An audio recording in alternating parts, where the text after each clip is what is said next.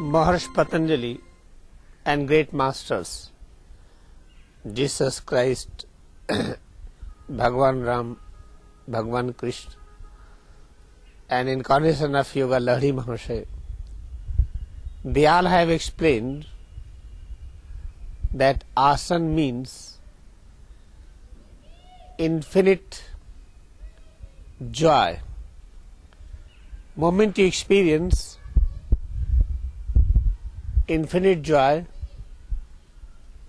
all the time, undisturbed by anything, and when your infinite joy becomes stable, that stable state of infinite joy is called asam.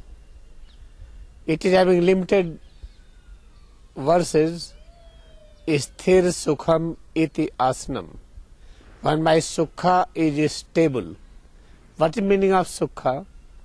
Sukha means pleasant state of mind. If pleasant state of mind is stable all the time, cannot be disturbed by anything, by any habit, by any climate, by any situation, then we are in a state of asana. How to get that? This is the thought.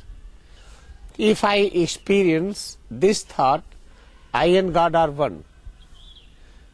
God is never apart from us, and in God we find everything, past, present, future. Then I and past are one, I and future are one, I and present are one.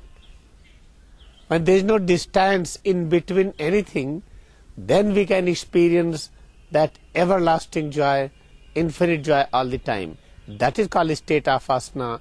A state of asana does not mean practicing bodily postures.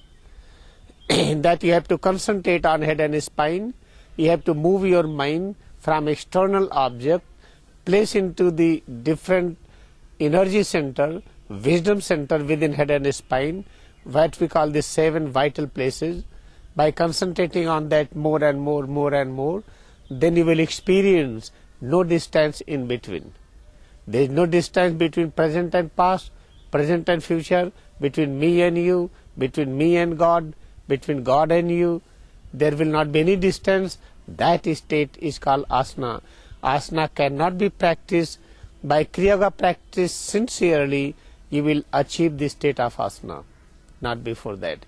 This is brief description about asana.